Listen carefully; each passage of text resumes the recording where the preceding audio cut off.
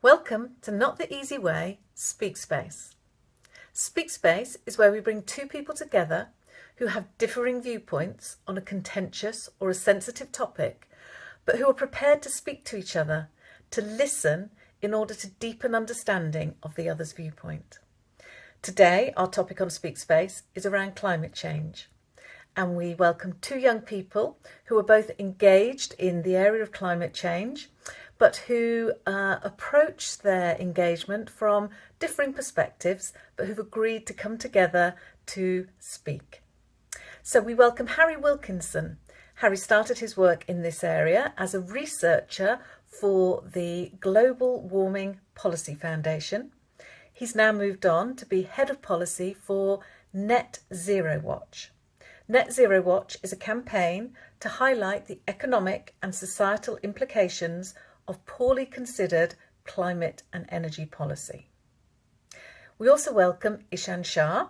Ishaan is a young person engaged in anti-human trafficking activity, gender equality and climate change action.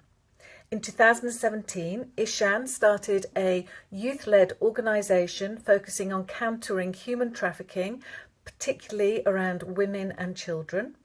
Ishaan is also the gender youth advocate to the UN Women, and Ishaan is working to drive action and change through young people's voice being involved in decision making. So welcome to Harry and Ishaan, and we offer our appreciation for them being prepared to come together and speak to each other in this climate change speak space.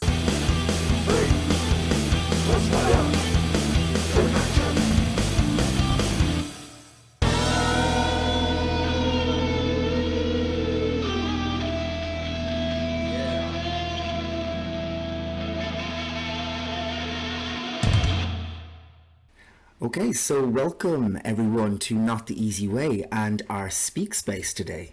We have got Harry Wilkinson and we've got Ishaan Shah. What we're going to do first is we're going to do our connect against the clock. This is a point before we get into the nitty gritty of the conversation that we form a connection and we're going to play a game to do that, okay? So I'm going to explain this game to you both. So you've got 2 minutes to try and find as many things that you have in common as possible, okay? And I'll be taking little notes here as to how many things you do have in common. And how you do that is up to you. We're not going to be too directive here. So you'll hear some music play. There'll be a 2-minute timer that I'll keep an eye on. And all you've got to do is try to find as many things that you have in common. So we'll go in 3, 2, 1. Shall I go first with a suggestion? Go ahead, yes. Maybe we're both interested in politics. Would you say correct, that's the case yes. with yourself? Politics. I mean, we're here to talk about climate change as well, so I'm sure we're both interested in that. Yeah. I guess I would say I enjoy talking about climate change, even though it's from a more sceptical perspective. I think I don't get bored of talking about climate change. No, neither do I. I wonder what you think about that. No, climate change isn't a very boring topic to talk about, I think. I could talk about it for hours. Whereabouts do you grow up? Did you grow up in London or? In Weybridge, in Surrey. But, okay, nice. I now live in London Bridge. Okay, I'm in Stratford, so what not about far. yourself? Yeah, so we're both on the Jubilee line. On the Jubilee line, yes. That's another something we have in common. What was it that you studied again at university? Well, you're studying at the moment. International relations. Right. What did you study? Yeah, no, I did politics, philosophy and economics at York University. Okay. But I'm sure that covers some similar issues as well. For sure. And you work at the House of Commons, is that correct? So you've been to Parliament? Yeah, that's right. Likewise, yes. Yeah. We have that in common. I did some work experience with Lord Poppet in the House of Lords last year.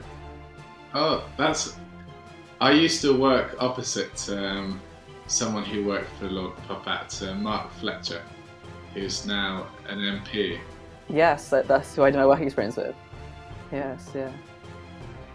Oh right, yeah. We may have even seen each other across the corridor before, because I was in sixth floor Millbank House at times. So maybe that's where you did your work experience. So my office was, well, my desk was just across the aisle from Lord Popat's staff. Fantastic. Yes. So I guess you must know. Oh. Well, I think that's a very good place to stop, I think. At first I thought you were going to go into a full-blown conversation, but then all of the things that you had in common kept on emerging. Yeah, so I think you got about 6. I don't know how many, you probably weren't counting them, but that's fine. So yeah, we got about 6 things in common. Okay, so thank you for taking part in Connect Against the Clock, and you got a score of 6. Not too bad, not too shabby at all. We'll have to see how, what other guests might get next time, and see, you might come back and beat their score. Who knows? Right, so we're going to move on to our second stage, which is where you at. This is when I propose a statement to you. And you'll be asked to give your position on that statement. And the statement that we are going to be discussing today is the statement as follows. Measures to reduce climate change need to be put in place no matter the cost. Now, just a reminder, Speak Space is not a debate. It's not an opportunity to catch people out. It is an opportunity to really listen and to understand another person's point of view. So we tend to bring people together that do disagree on a particular issue. And obviously this issue is climate change.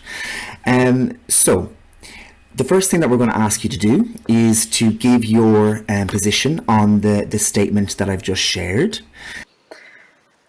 Climate change is obviously one of is the greatest issue of our time. And I think coming from the perspective of a young person, an 18-year-old, looking to the future and seeing the uncertainties around, what it will look like for not only our generation, but the generations to come, is quite daunting. It's quite scary, and it induces a lot of anxiety around, what the world is going to look like in 5, 10 years from now, 20 years from now. So in that respect, we have to be taking climate action. It's urgent, right? The effects of climate change are being felt by communities all over the world today, right now. As you're probably listening to this today, as we're speaking today, we're in a climate crisis. People are dying. Loss and damage is happening at escalating rates. Biodiversity loss is happening.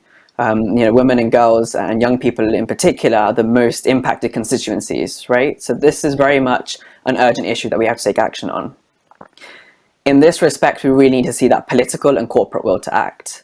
That's where our position is right now. We as consumers can do a lot. We can do a lot to put pressure on these sort of main bodies, these politicians, these governments, and the private sector to act. But ultimately, it's up to them to take the action because they have the power. They hold that power in terms of decision making and in terms of action. The last part of that statement is an interesting phrase, at what cost? It's one that I'm looking forward to digging into deeper, because at the moment, mainstream climate efforts tend to look at solutions that almost exclude human rights or do not incorporate human rights as much. We talk about this just transition to renewable energy, but we exclude or we fail to mention workers' rights, for example. At what cost as well? A lot of decision makers are pushing climate policies without consulting young people, without consulting underrepresented communities or those who are directly impacted by the effects of climate change. And so we're seeing that some of these policies are actually causing more harm than good. So, in sum, I guess, my position on this statement is slightly less clear. We have to be taking climate action, but there are certain provisions and circumstances and contexts we have to really look at and implement first in order to make sure that the action that we are taking is beneficial and is positively impacting people and planet. Thank you very much, Ishaan. Thank you. So now we'll move over to Harry. So if you could just share your position with regards to the statement.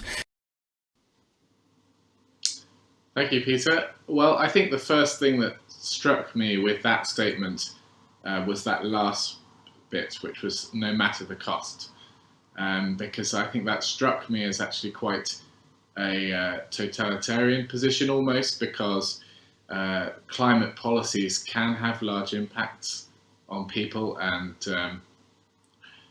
in any issue, in any political area, I think we need to weigh up the costs and benefits and be sure that what we're doing, the benefits outweigh the costs. So I think that's a general principle that we should apply, and we should apply that to policy making in relation to climate change as well. And although there is significant uncertainty around just how big a problem climate change will be, I don't think it's an unrestricted problem. I think we should be careful to avoid the kind of doomsday scenarios, because I think they are giving a lot of young people a lot of anxiety around the future, and I think that's not actually reflective of what the science on climate change is saying.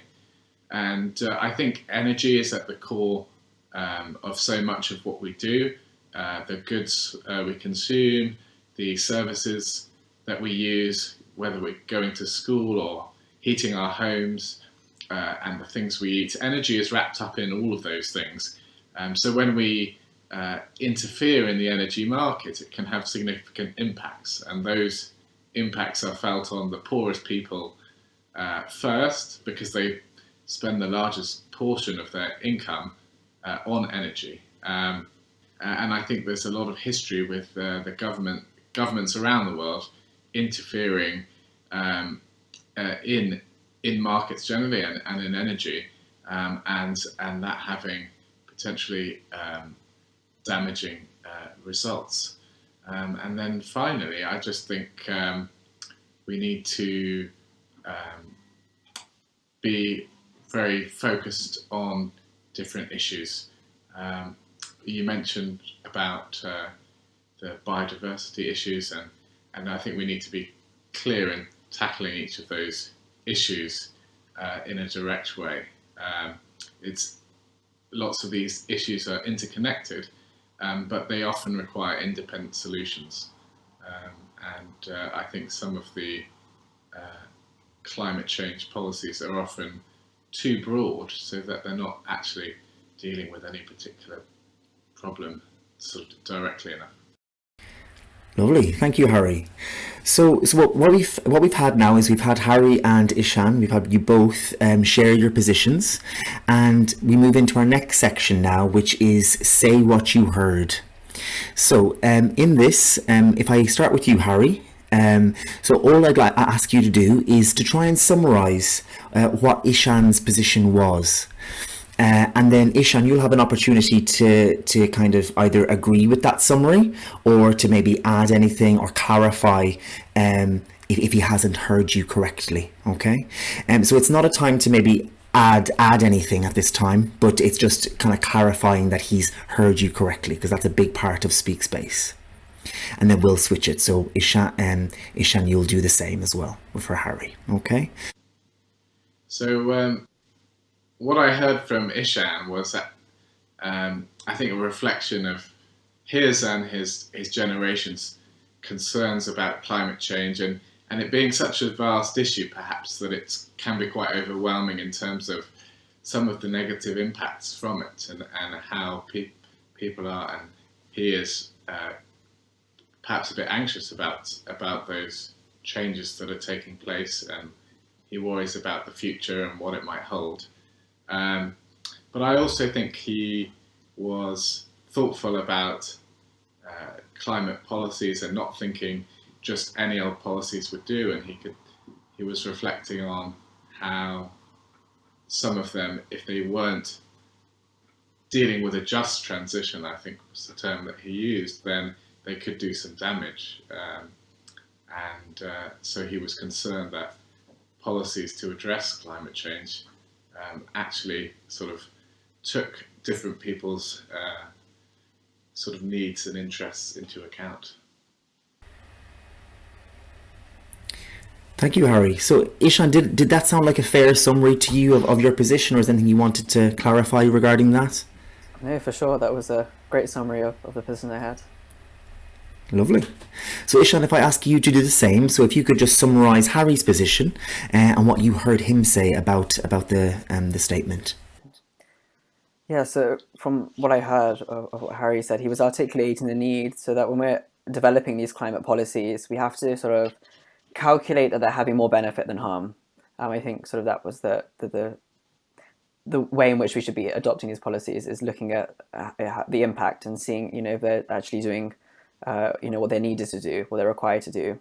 And then you gave the example of sort of the energy sector and how actually some of these policies can be quite harmful, and those impacts are felt most disproportionately by people in poverty or people on lower incomes, because they have a high dependency on energy, which was a very interesting position as well that you hold there. And then I think you sort of articulated the need there at the end as well, that we should be looking at climate change, in its broad context, seeing how it's a multidimensional issue with lots of different sort of facets to it, I guess. You mentioned biodiversity and things like that, and how actually we need to have policies that are specific to those issues, independent policies, and that way we can get the greatest benefits out of adopting them. Lovely, thank you, Ishaan. And Harry, do you feel that was an accurate summary of what you said, or would you add anything or clarify anything? Yeah, definitely. No, I would say that was a very fair reflection of my comments. Lovely. It's great to have good listeners on to model this to young people. So thank you very much. Thank you. Okay, so next we're going to move on to our section, which is entitled Get Curious and or Personal. So what we'll ask is, this is an opportunity for you to deepen your understanding of the other person's position. So really, this is an opportunity to find out more, to uncover something that you don't already know. So it's about genuine curiosity. Now, when we do a debate, this is, sometimes we try to catch someone out. We try to put them into a corner so that we can bolster our own argument or our own position. That's not what this is about. This is about genuinely understanding how one another have come to view a certain situation in a certain way. Okay? So what we'll do is we'll start with Ishaan. If that's okay. So Ishaan, if you could have a little think about what would be a curious or personal question that you could ask Harry related to his position on this climate change topic. And then Harry, if you could answer that, and after Harry's answered it, Ishaan, if you could summarise what he said. So we're always modelling within this speak space, not only the asking of questions, but listening and summarising as well. Yeah, one question I had for you, Harry, actually was, I think you seem very interested in climate change. And I think a lot of young people are generally interested in climate change because it is, ultimately affecting us now, and it's going to affect our future as well. Was there anything in particular that sort of interested you in going into the political side of climate change itself? Was there any personal experiences, for example, or what was the motivation behind where you are now and what you're doing now? Yeah, well, I think for me, I think it was it wasn't an easy sort of choice necessarily to get involved in the topic from a more skeptical perspective, because it is an issue where there's some sort of degree of sort of consensus and some degree of sort of political intolerance, I would probably describe it as to a skeptical position. So it has been difficult at times to try and find a way through that, because there was a lot of hostility to questioning the seriousness of climate change, for example. So I think but what really made me want to get involved with it was because I think where you have a political area where there isn't enough of a debate happening, I think that's when you start to build up lots of problems, and that level of consensus I saw as being dangerous in a way, because it meant that we couldn't have the kind of open conversations that we need to have to debate these issues thoroughly. I think you look at when the Climate Change Act was voted on, for example, only 5 MPs voted against it, or when net zero passed in a debate in 90 minutes with no division, just in 2019, I think it was.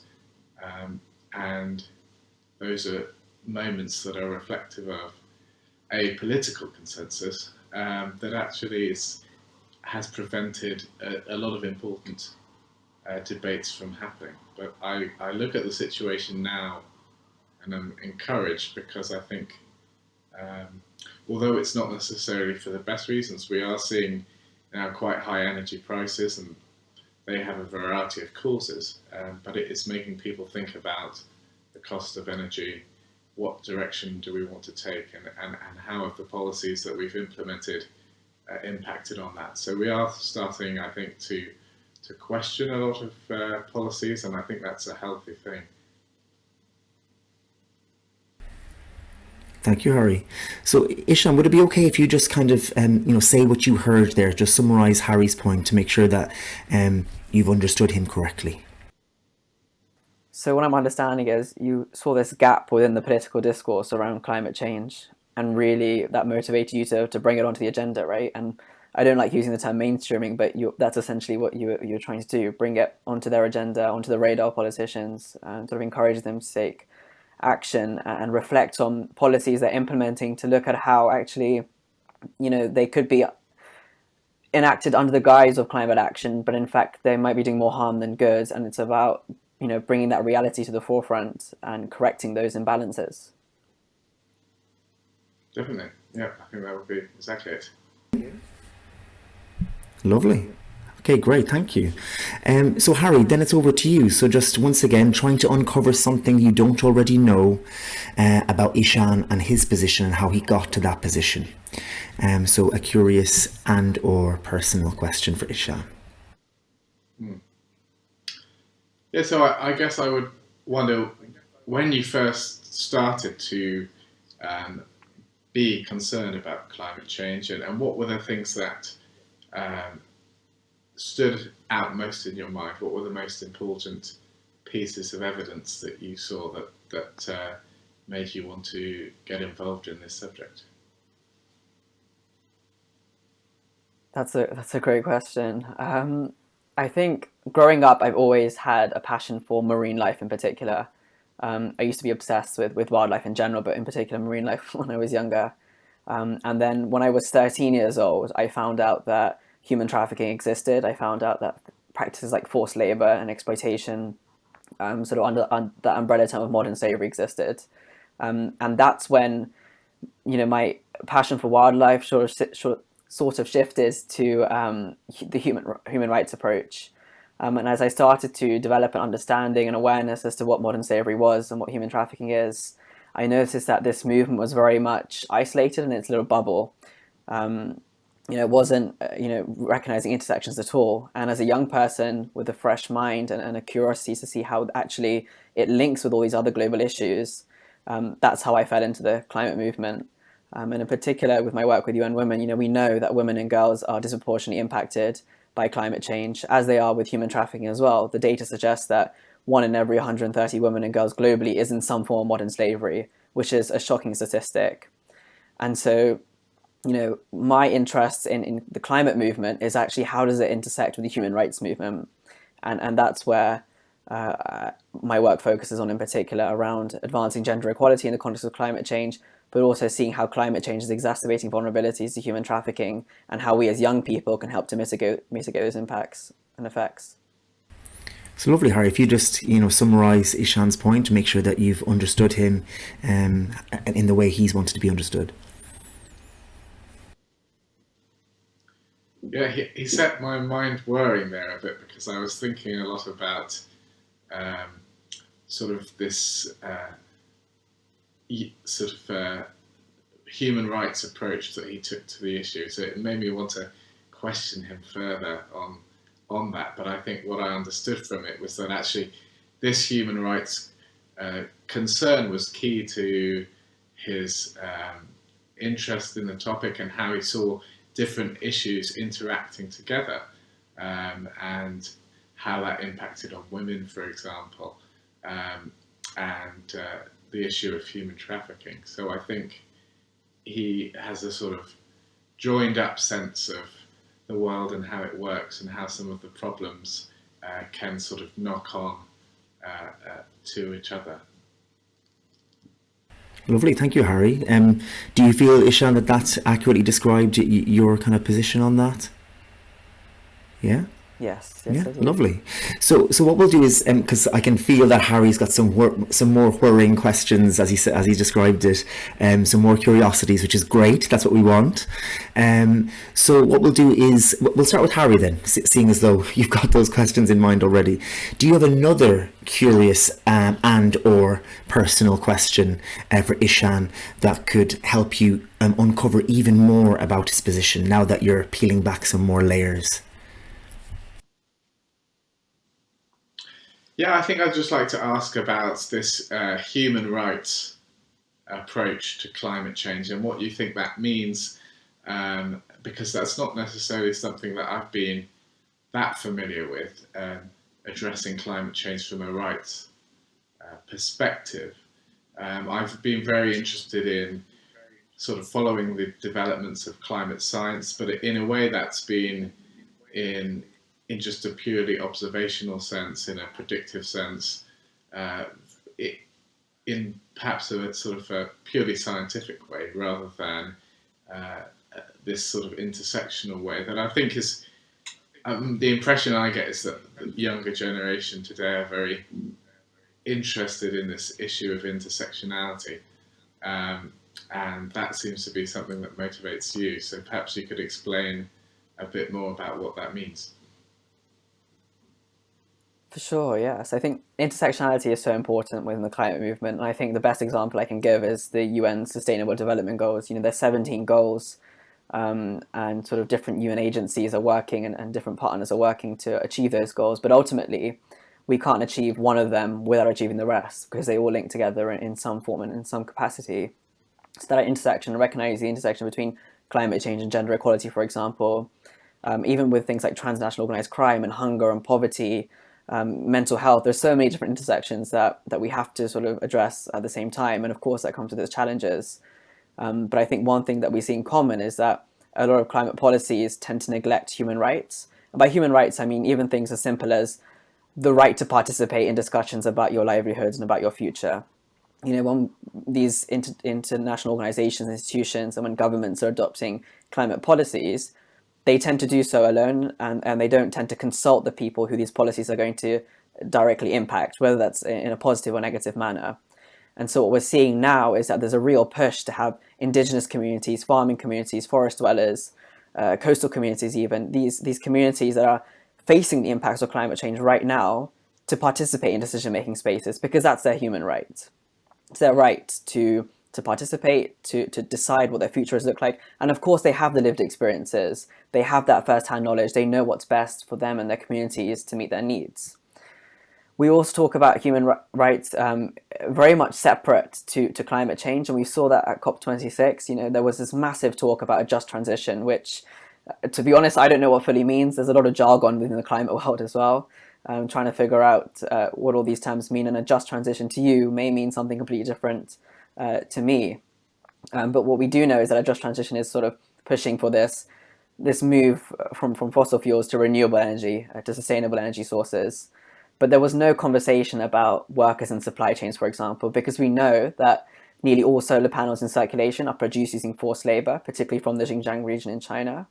And we know that actually the batteries and minerals that are going to be used to really facilitate this just transition are also being mined using forced labor and even child labor as well, and other forms of child exploitation.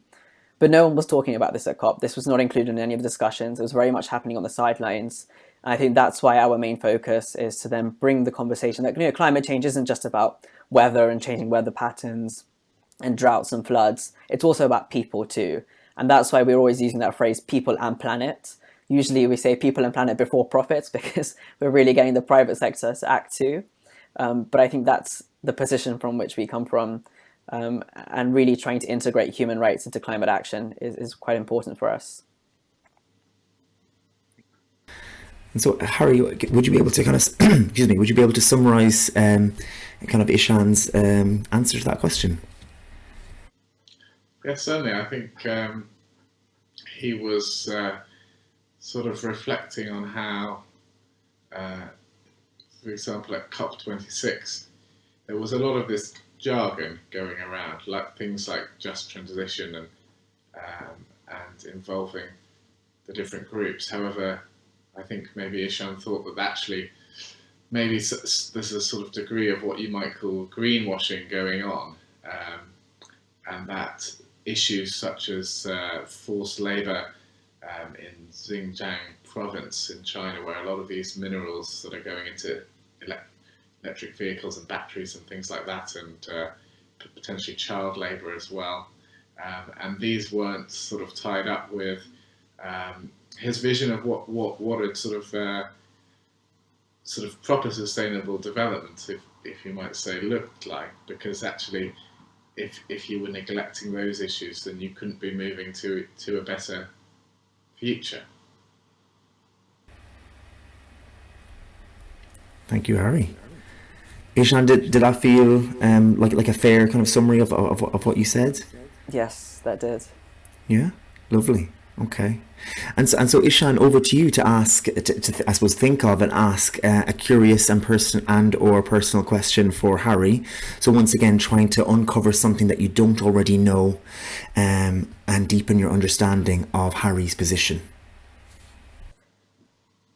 I'm quite interested in asking you, but I know you work in the political sphere, and you've accomplished a lot already within government. But I was wondering, as you mentioned, politicians are generally they resist climate action in some sense. What challenges have you encountered, and how have you overcome them? Well, I think I would say, from my perspective, I wouldn't necessarily say that politicians were blocking climate action. I think we've seen politicians actually come on a long way in terms of introducing now net zero, which is a policy to completely, essentially transform our way of life, to change the whole, both our own way of life in the UK, but I think also the idea is that all countries will do this and move away from fossil fuel-based energy systems. So that is an enormous challenge, and that's a challenge that governments have committed to. And they've been subsidising renewable energy, for example. So there's a lot of things that they are doing that I think do represent quite big changes.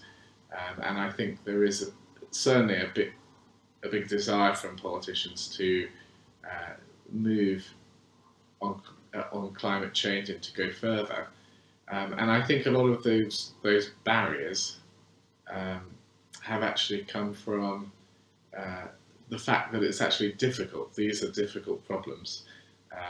Changing our energy systems is a difficult task. You look at some of the problems around renewables, for example, and their intermittency and their cost. Now that's potentially changing, but those hurdles have been there and they have been real. So politicians, I think, are sensitive to those logistical challenges. I think they would like to go as fast as they could possibly go, but I think these are difficult problems. Just did you ask about sort of what had been the challenges, or I got a bit carried away there? I just want to hear the question again, if that's all right. Yeah, what challenges have you personally faced in terms of driving this climate action movement, I guess, within the political sphere? I think that the challenge for a long time was actually because there was this unanimity of feeling that we want to go further and faster on climate change. That actually was a block on people being open-minded about a discussion about some of the trade-offs that were inherent to tackling climate change. like some of the costs of subsidising renewables and the sort of the levies that were going on people's bills and how much that was pushing up both people's energy bills and also business energy bills, and then how those business energy costs feed through to people's cost of living. So I think that has actually manifested, that intolerance has sort of manifested in, quite a lot of Twitter sort of abuse, and it does get quite heated at times by people who do accuse me of being a climate change denier and say that you're trying to sort of get in the way of climate action, and you're just a sort of quite sinister force, if you like, in blocking climate change action and in denying climate change, is how my sort of political opponents would describe a lot of what I was doing.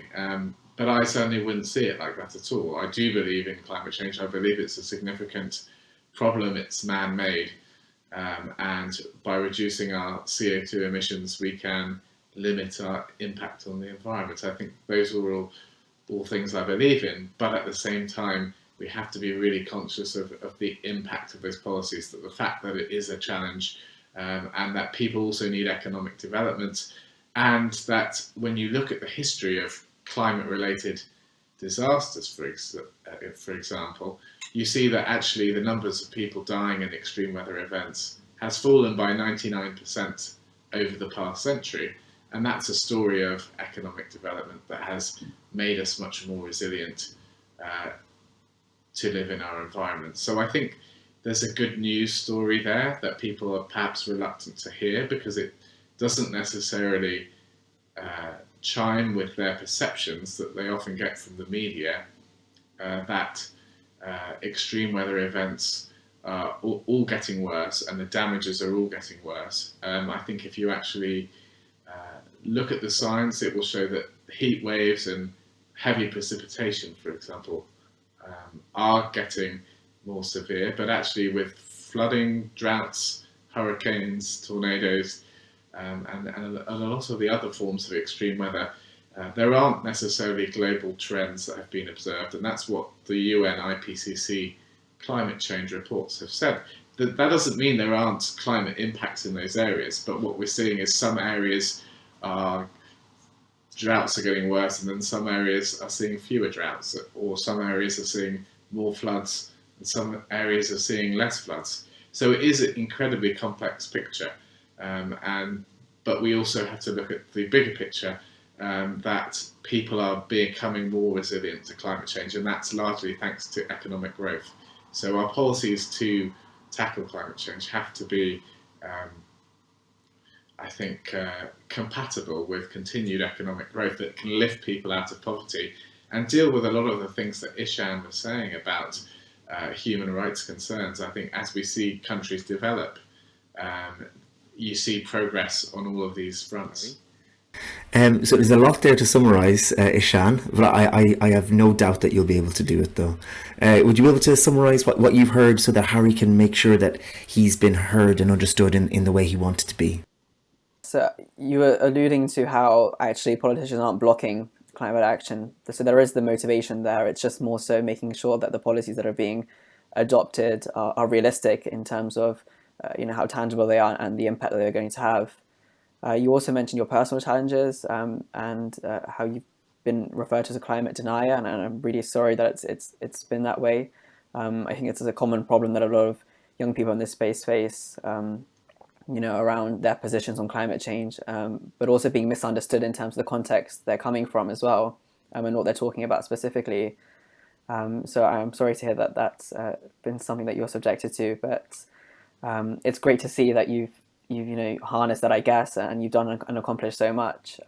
So many congratulations in that respect as well. And you also spoke, towards the end there about how those historic trends of climate change have changed, like the impacts that we've seen throughout, over the past, centuries, I guess, but also how the needs are shifting of people. and actually how the policies that we adopt have to reflect those trends and how they have to be evidence-based too. Relying on the science, which is a crucial aspect of taking climate action too. I hope that summarized most of what you said. Yes, I think that was very good. So this is the part of the process where we just check in to see how you're feeling and how you're doing with regards to this process. So you've listened to each other's positions, you've asked each other curious personal questions about how you got to those positions.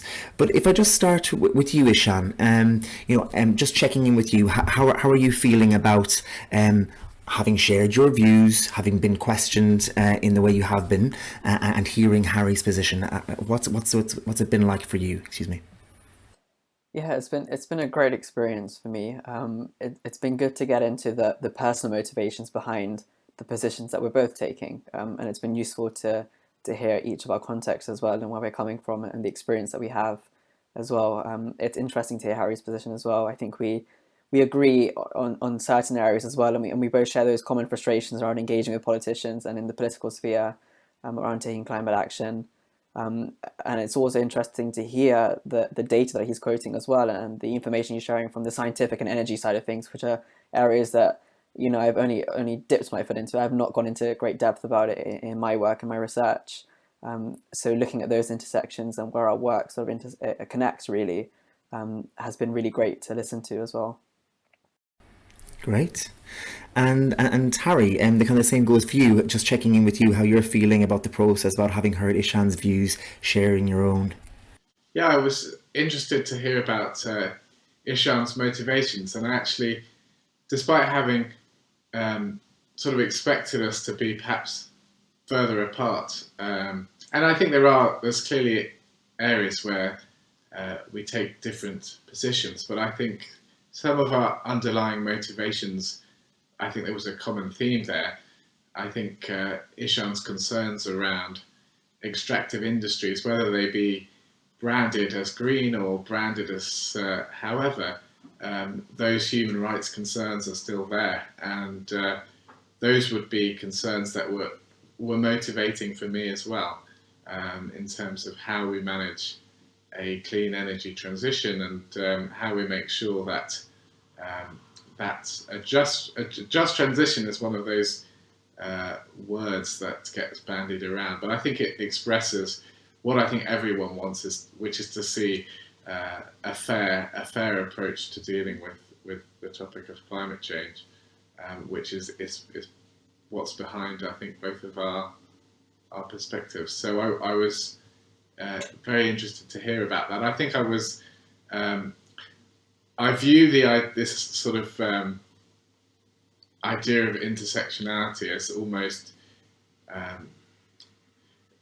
I guess I hear more about it from perhaps newspapers and things from a more critical perspective, in terms of maybe there's a risk there of a bit of conflation and a sort of identity politics angle that was perhaps putting people into categories rather than dealing with issues in a sort of more practical way. But actually, what I heard from Ishaan was actually it was more about just recognising the interconnectedness of different issues, which is, I think, completely right. And so I could understand a bit more why that was something that was motivating for him.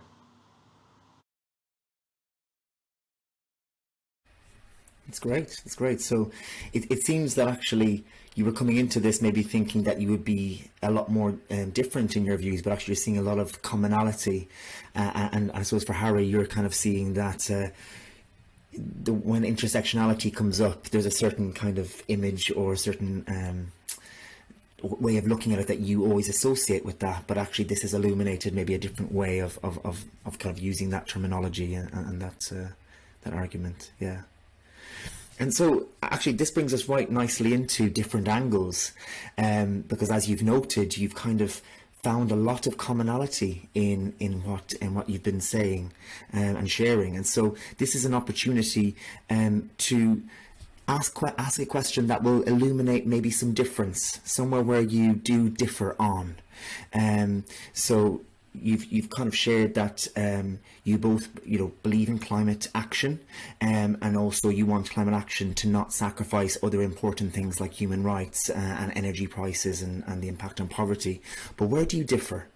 What question would illuminate maybe some differences? And it might not. You might find that you're still in common again, and that's fine.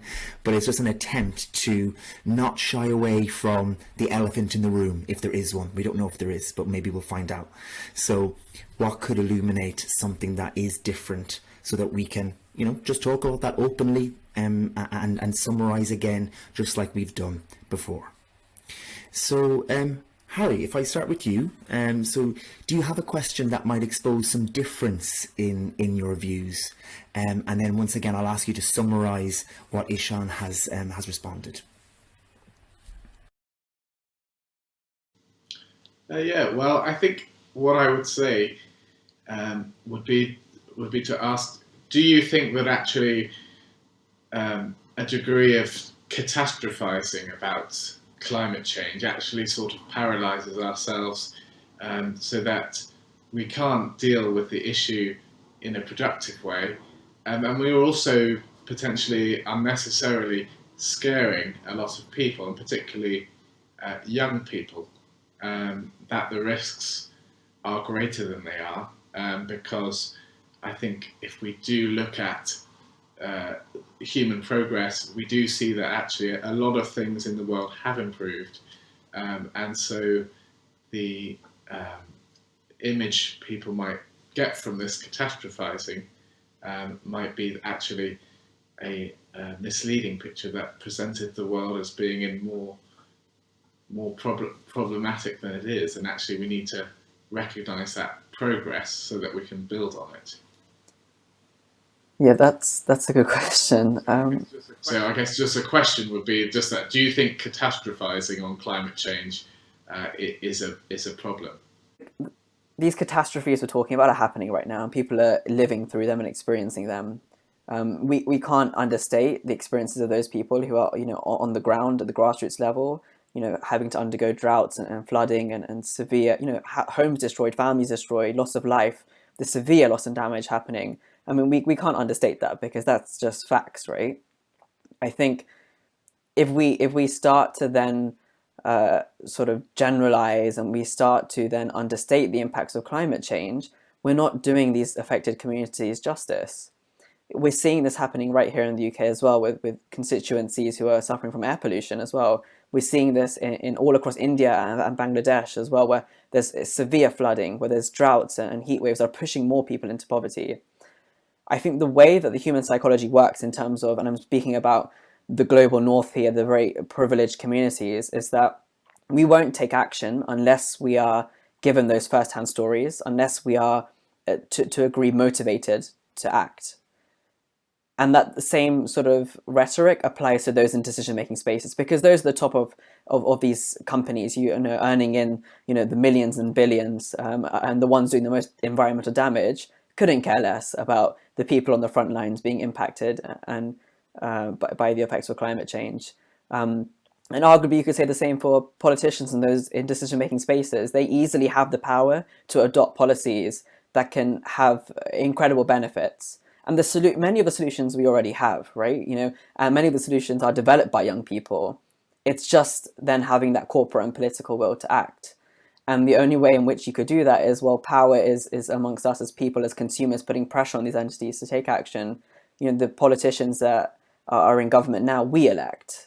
We are the ones who are putting them in place. We are the ones who are giving them this power. And so if they're not taking action, then we have to bring those lived realities. We have to platform survivors. We have to platform people who are experiencing the impacts of climate change firsthand, and really, make it visible. I think catastrophizing everything, and we're in a climate crisis, and no one can sort of question that at the moment. That's where the science is pointing, and that's where the data is pointing, that's where the evidence is.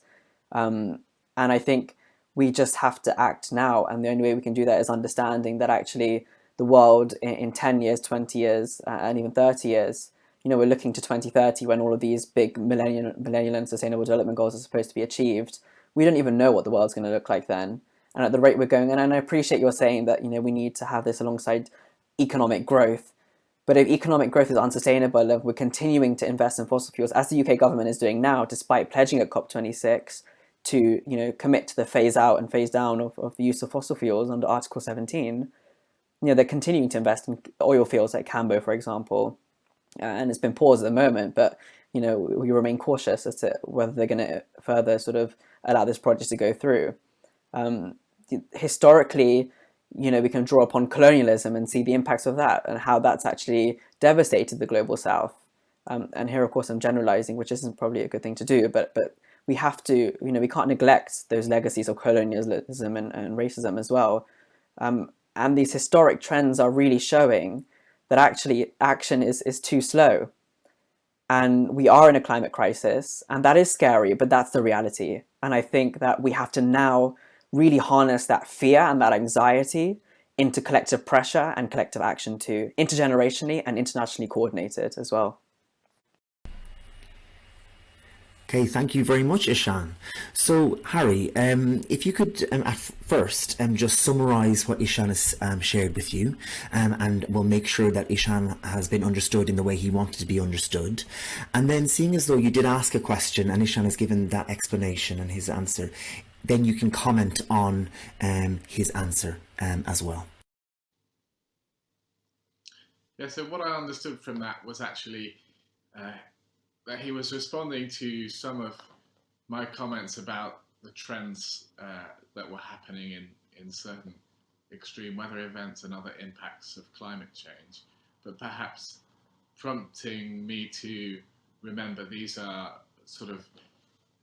just statistics, they're not just trends, actually they're real people who are suffering from the impacts of climate change.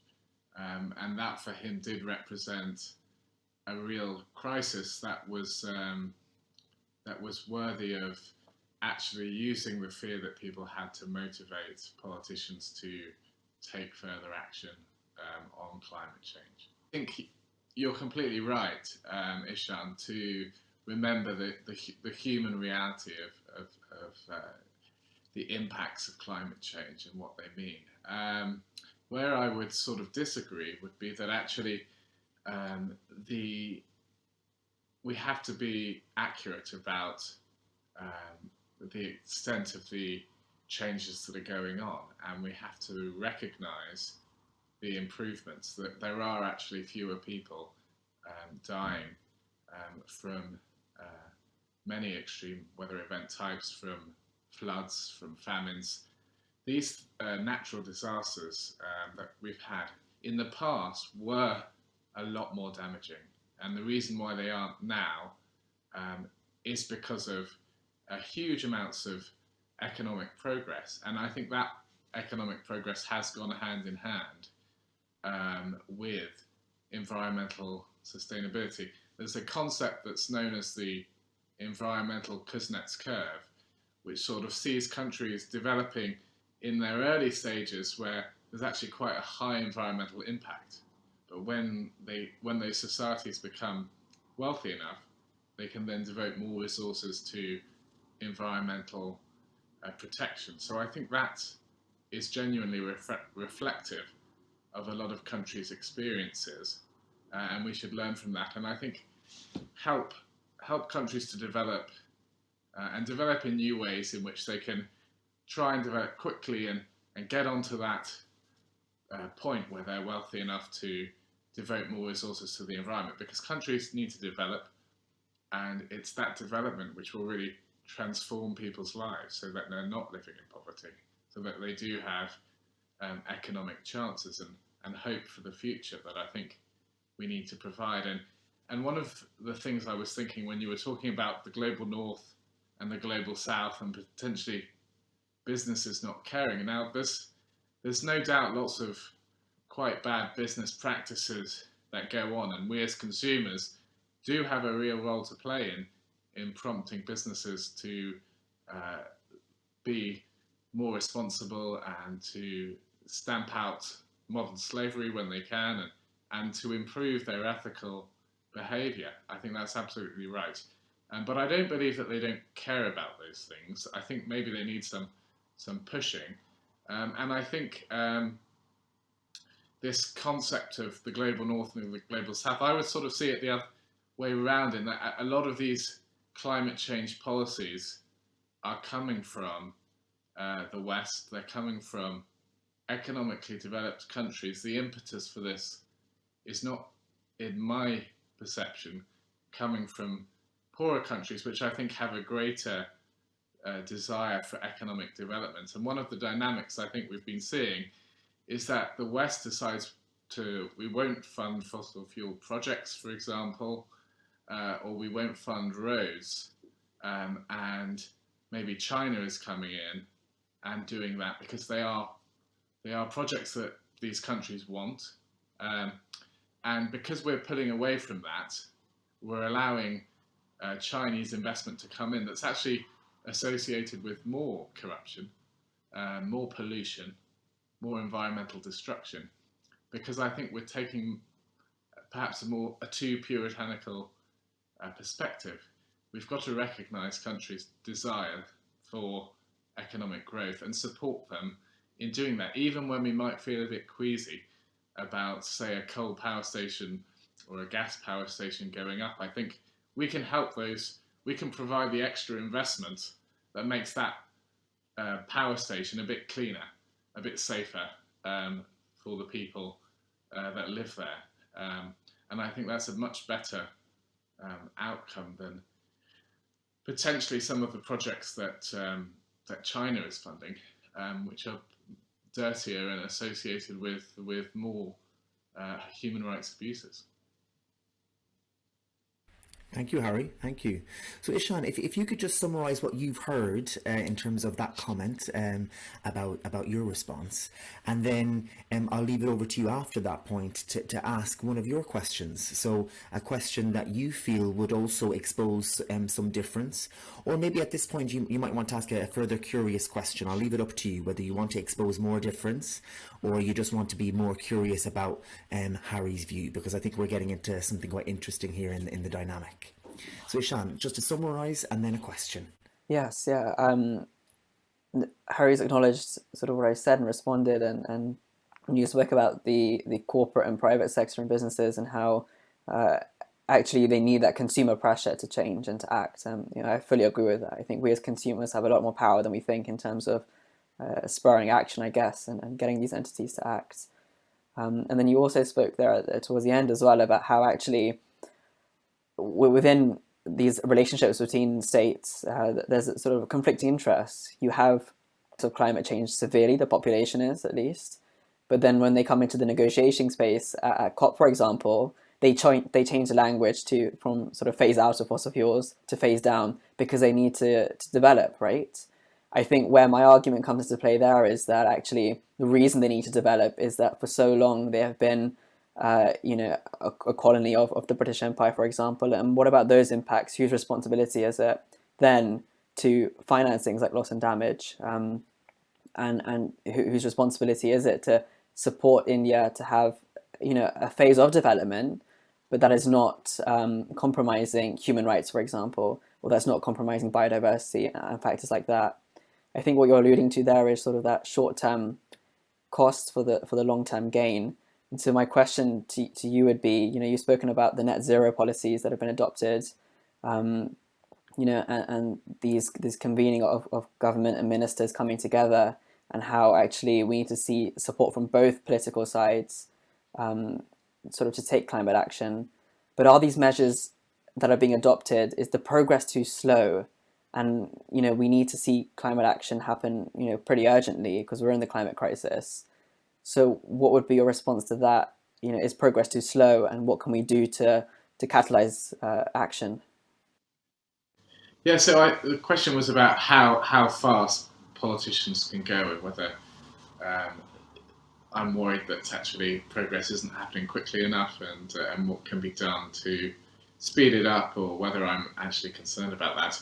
I think we have to look at the kind of changes that have happened in the past.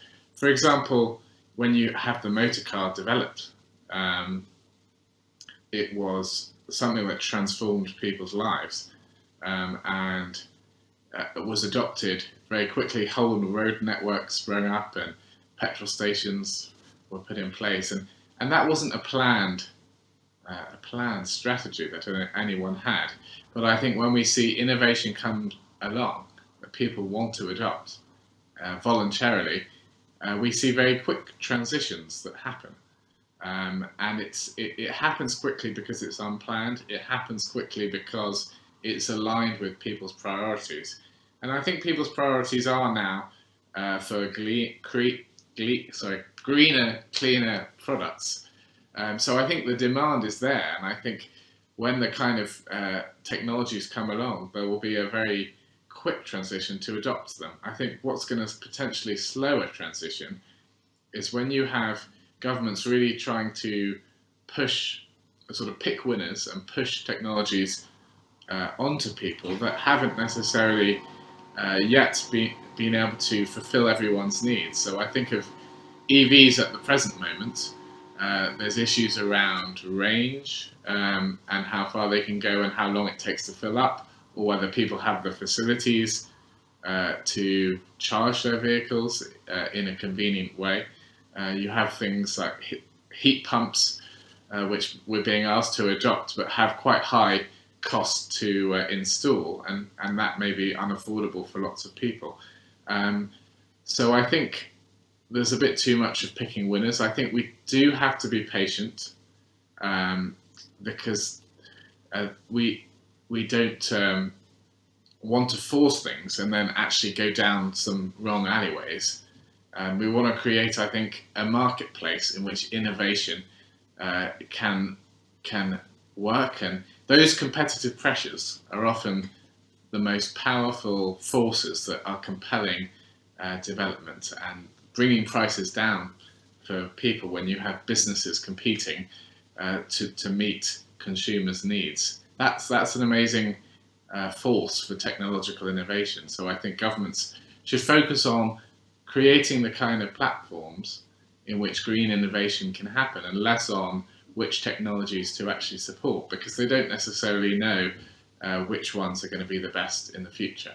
So I think about providing a sensible platform in which markets can flourish and businesses compete to provide the products that can help us decarbonize. So, Ishaan, if you could summarise that, and like I asked Harry to do, then just give your comment on that, and then we'll move on to another set of questions. Yeah, of course.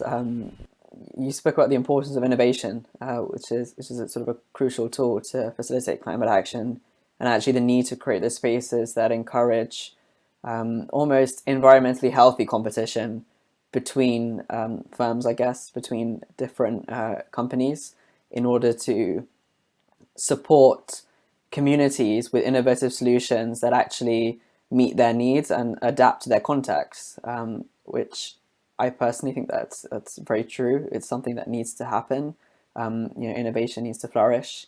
The only thing I would add to that is to make sure that these competitive attitudes are also considering labor rights, for example, and supply chain due diligence, and factors like that, which again allude to the intersectional nature. But I think what I'm hearing from Harry as well, and from the interventions that we're both making, is this is an incredibly complex situation that we're in now in terms of climate change. It is a multidimensional socioeconomic and political issue, and there's not one clear-cut solution, and that's why we need things like innovation, why we need intergenerational collaboration and internationally coordinated action, working across intersections and working across sectors as well, to really facilitate that meaningful action that will ultimately have more of a benefit than a cost, which is what we're seeing now. Thank you. And I suppose a curious question that I have really now is, at this stage in this conversation, has anything the other person has said kind of sown any doubt in your mind about your position? So has there been a certain aspect of your position that, on hearing the other person speak, that's made you maybe not doubt, but maybe think again, or want to think more thoroughly through? If anybody would like to to offer up anything if that is the case.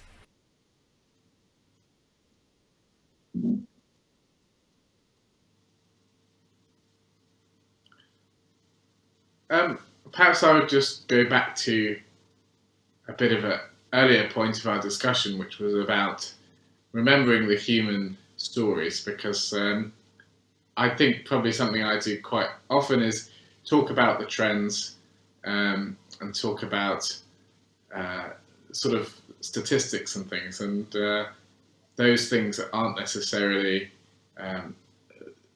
those represent real people and real people's lives, and I think we have to be conscious of those sort of human stories that I think are underlying a lot of these debates, is how these issues really impact on people, and it's important to remember that. So I think that's been something I've been prompted to do more by this discussion. Lovely.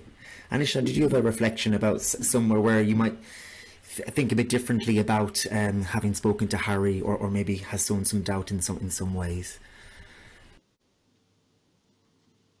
Yeah, for sure. I think as a young person, when you're faced with climate change, you tend to have that raw emotion behind. You just want to see action, and there's a lot of emotion involved. But I think we have to. Well, something that I've, heard from what you've been saying is that we actually have to start looking at the reality, and the reality is that unfortunately there are these many political barriers. We have to look at things like economic growth, and how these policies are actually working in practice, and whether or not they're really meeting the needs of the communities that they're targeted towards. I think when you get very emotional, very anxious even, or afraid about an issue, or so invested in it, you tend to lose those realistic and tangible thoughts. And, it helps to have, Harry, someone like you to ground me again and to look at these solutions in a more practical manner and from a practical lens. You guys are lovely. Seriously, really, really nice. It's just so lovely to hear you, disagreeing on points, agreeing on points, and kind of taking something from the conversation. It's lovely to hear. It's why we do this, I think. So, coming to the end of this now, so kind of moving away from the climate topic in a way, but almost thinking about the process itself. So the idea that we went through the connection, then we shared the positions, we asked curious questions, we checked in, then we also tried to get at different angles. So just, maybe a reflection starting with Harry, if that's okay. Just, what was the process like for you? What were some of the positive things about it? Some of maybe the more challenging things about it? Just your general take on having gone through a speak space, really. And then we'll go to Ishaan afterwards. Sure. Yeah, I think the first thing is just what a unique opportunity it is to have a bit of a slower paced conversation in which you really listen to what the other person is saying, or try to do that better than sometimes you do in other situations. Often when I'm sort of speaking in sort of public contexts and debating climate change, I'm there with my sort of particular position, and I've got my lines in my head, and I'm not necessarily listening as much as I should to what the other person is saying. And I think it's been really interesting to just, take the discussion step by step and not rush into it, and try to make sure that we listen to each other and understand each other's perspectives. So it's been very, very helpful, I think, and hopefully it makes people realise, seeing this, that actually, whether it's climate change or whichever topic, we do have to make an effort to understand why people have different perspectives. They're not necessarily bad people, and I think so much of the political discourse now is assuming the worst about people with different political views, when actually there's normally very reasonable, sensible reasons why they've chosen to take a different viewpoint. Great, thank you, Harry. And Ishaan, your reflection.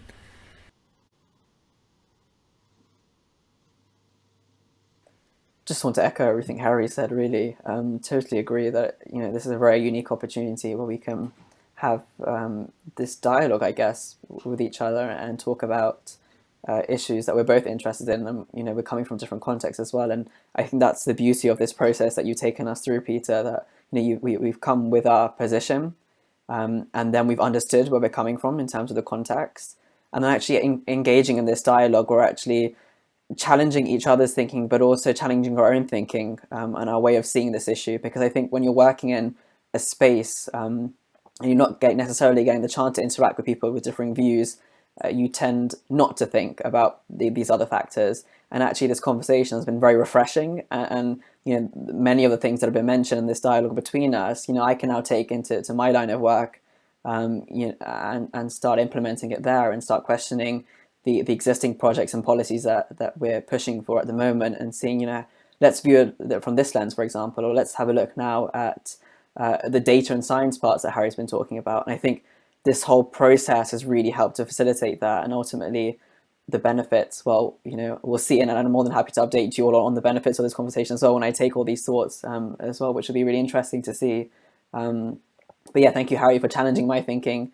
And it's been a really, really great conversation to have this evening. No, brilliant. That's great. And we definitely like to hear updates as to what happens after this conversation, for sure. And we'll definitely keep in touch. Yeah. So, thank you so much, Harry and Ishaan. Thank you. It's been an absolute pleasure speaking with you. And I can't reiterate how lovely it has been to have this conversation and, to really see you understand each other, listen to each other, and also even slightly think differently, by the end, which is just, it's just interesting to see how a conversation can lead to that in just an hour or so. So, and that's really, really good to see. So thank you very much for taking part in Speak Space, and wish you the very best of luck, and take care. Thank you, and thank you, Ishaan and Peter, for a really great discussion. Let's